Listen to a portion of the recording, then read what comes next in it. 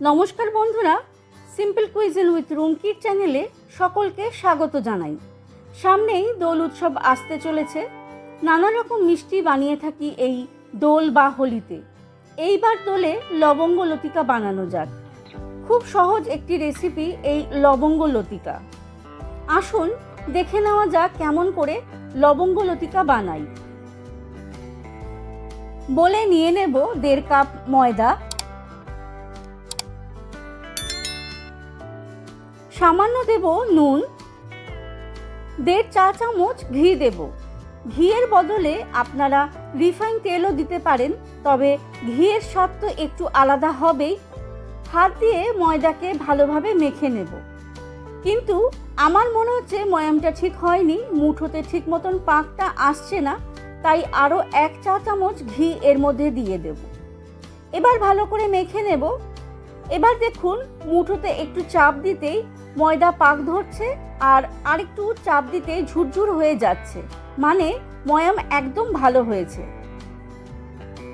এবার অল্প করে জল দিতে দিতে রুটি লুচির মতন একটি ডো করে নেব, তবে একটু শক্ত করে মাখলে ভালো হয়।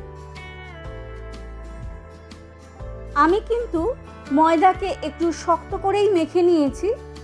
মাখা হলে অল্প সাদা তেল দিয়ে মণ্ডকে ভালো করে মাখিয়ে ঢাকা দিয়ে রেখে দেব কিছুক্ষণের জন্য। ততক্ষণ পুরের জন্য ক্ষীর বানিয়ে নেব। গ্যাসে কড়াই বসিয়ে দিয়েছি, নিয়ে নেব 500 ml দুধ। ক্ষীর বানাতে ধৈর্য ধরে সময় নিয়ে নেড়ে চেড়ে করতে হয়। আমার এই ক্ষীরটি করতে সময় লেগেছে প্রায় 45 মিনিট। দুধের ওপর যে সর পড়ছে তাকে দুধের সাথে মেশাতে থাকবো।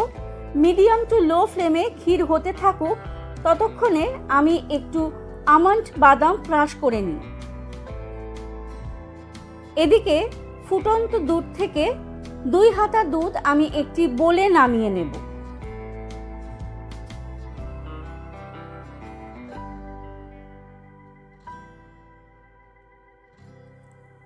আমি এখানে 100 গ্রাম মাখা সন্দেশ নিয়েছি।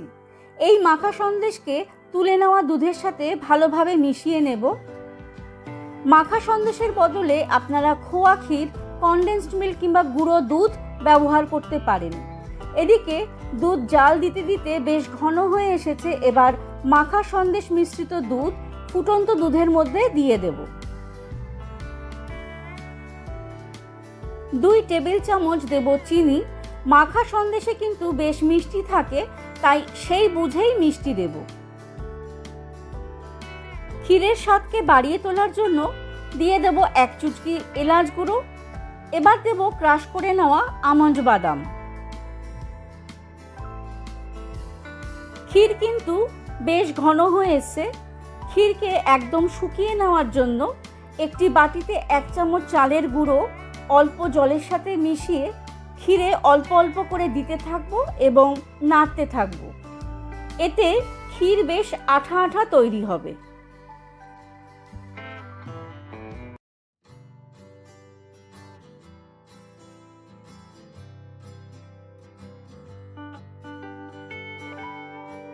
ক্ষীর কিন্তু হয়ে গেছে, দেখুন একটু খুন্তি দিয়ে নাড়তেই পুরো উঠে আসছে।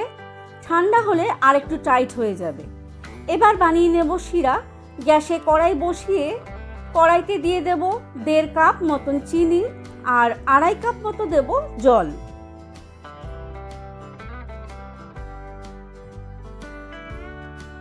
চিনি শিরা ফুটতে ফুটতে আঙুল দিয়ে একটু দেখে নেবেন চ্যাটচ্যাট করছে এবং একটু আঙুল দিয়ে একটা তারের মতন হচ্ছে, তখনই বুঝতে পারবেন শিরা হয়ে গেছে। অর্থাৎ লবঙ্গ লতিকার এই চিনি শিরা একতারেই হতে হবে। এদিকে দেখে দেব ময়দাকে আর একটু মথে নেব। এবারের লুচির মতন করে লেচি কেটে নেব। লুচিতে যেরকম ছোট ছোট করে বল করে নিই আমরা, ঠিক সেরকমভাবেই লেচির মতন কেটে নেব। এবার একটি সেটআপ করে নিয়েছি। ক্ষীরের পুর ছোট ছোট করে বল করে নিয়েছি, যাতে পুর ভরতে আমার সুবিধা হয়। লেচি তো কেটেই নিয়েছি। একটি বাটিতে নিয়েছি জল, আর যে পাত্রে লতিকাকে রাখবো সেই প্লেটটিও নিয়ে নিয়েছি। আর লবঙ্গ লতিকাতে লবঙ্গ তো লাগবেই। একটি লেচিকে লুচির মতন করে বেলে নেব।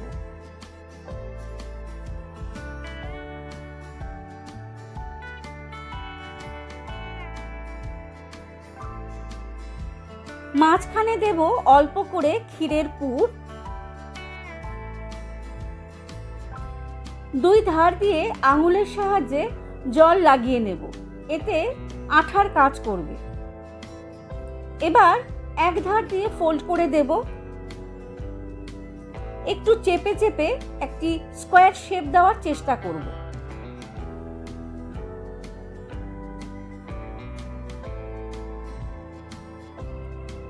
অপর দিকটাও ফোল্ড করে দেব।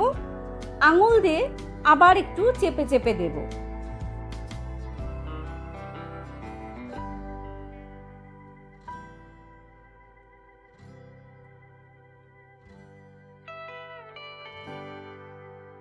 এরপর পুরোটাই উল্টে আবারও দুই দিকে আঙুল দিয়ে জল লাগিয়ে নেব এবং একদিক করে দুই দিকেই ফোল্ড করে নেব।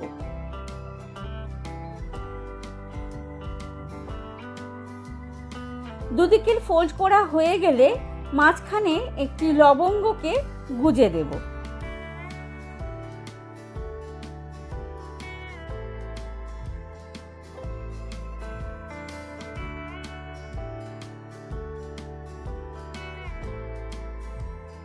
আরেকটি করে দেখাচ্ছি।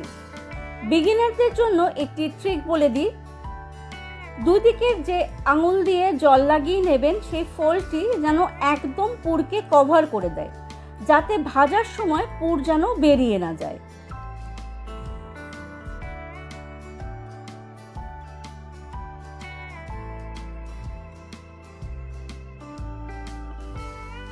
চেষ্টা করবেন আঙুল দিয়ে চেপে চেপে স্কোয়ার শেপ যেন বজায় থাকে।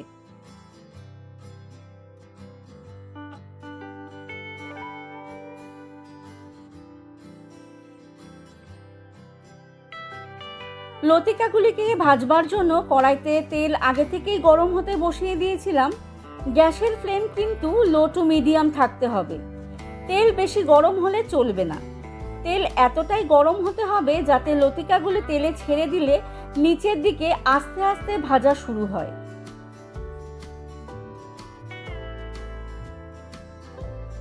এক পিঠ সোনালি রং ধরতেই লতিকাগুলিকে উল্টে দেব।